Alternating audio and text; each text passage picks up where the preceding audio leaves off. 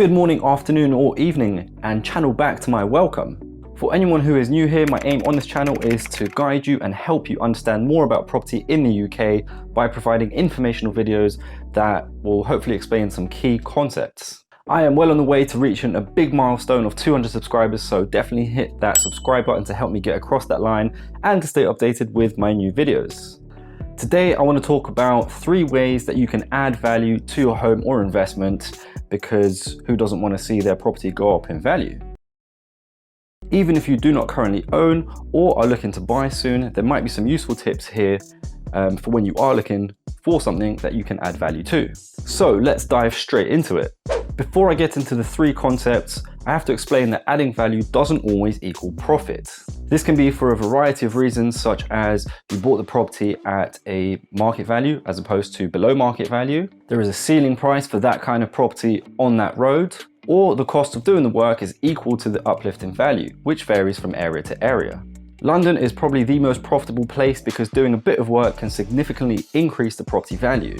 The same work undertaken in a rural village up north might cost slightly less, but the uplift in the value might be really small. So always consider these factors if you're looking at it from a profit point of view. That being said, the first and probably most common way you can add value to your home is by increasing the livable floor space. If you have a house, depending on your local council and the type of house, you could potentially convert the loft into another bedroom, extend on the ground floor backwards or sideways, or convert your side garage into an extra room.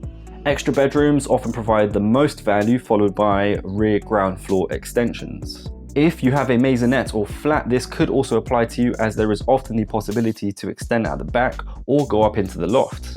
Before doing any works, you have to check with your local council what is required and what you can actually do. And if you have a leasehold property, you may also need your freeholder's permission on top. So be sure to double check that before starting any works. This is a great way to expand the house and create more space without having to move to a bigger property, as that is usually more expensive and there is other fees along the way. The next way you can add value to your home is by reconfiguring the layout. Often homes back in the day weren't designed to be super efficient with the floor space given, and in general there's been a shift in taste and need. Without actually adding extra floor space in a property, sometimes it's possible to move some stud walls around to create extra rooms that weren't originally there. For example, if you have one huge bedroom and 2 smaller bedrooms in the house, you could potentially create one good sized bedroom and with the extra space make an ensuite and still have the other 2 bedrooms there. This works particularly well with flats. I've seen crazy profit margins and uplifts in flats where people have incorporated kitchens into the living room and created an open plan layout. Then from the old kitchen, they created a bedroom, essentially turning a 1-bedroom flat into a 2-bedroom flat. This is actually trickier than it sounds, as you have to strike a fine balance between the available space and what the end product will be. For this to work, you'd need a sizable flat to begin with, because you wouldn't be able to turn a 40 square meter 1-bed into a 40 square meter 2-bed and convince people that you've done something magical. Oh my God! Wow! As with the above point, you will likely need freeholder's permission if it's a flat, and potentially planning permission depending on the project. If it's a freehold house, again, you might need planning permission from the council. What you don't need permission for though is to smash that like button. And finally, the 3rd way you can add value to your home is through refurbishment. This is not everyone's cup of tea because it usually involves ripping stuff out and creating a mess. So unless you have somewhere else to go while works are being undertaken, you might have to put up with a bit of dust in your hair. Depending on how much value you want to add, this process can vary. Sometimes just a fresh coat of paint will give the house that new look, and other times you'll probably want to replace the carpets, put in a new kitchen and a bathroom if they're tatty and dated. From my experience, a new kitchen and a bathroom are probably the most recognizable changes in a property and give it an overall better feeling.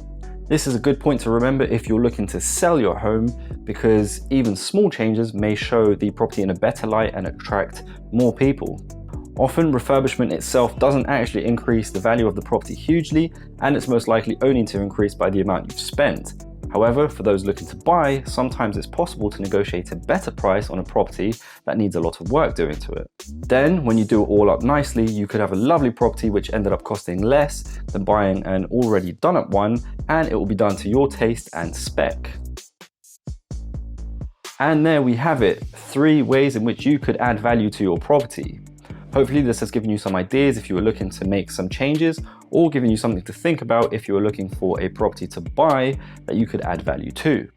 If you liked the video, definitely hit that like button and consider subscribing to keep up to date with my new videos. And if you've recently added value to your property, let me know in the comments below. Thank you so much for watching, and I'll see you at my next video.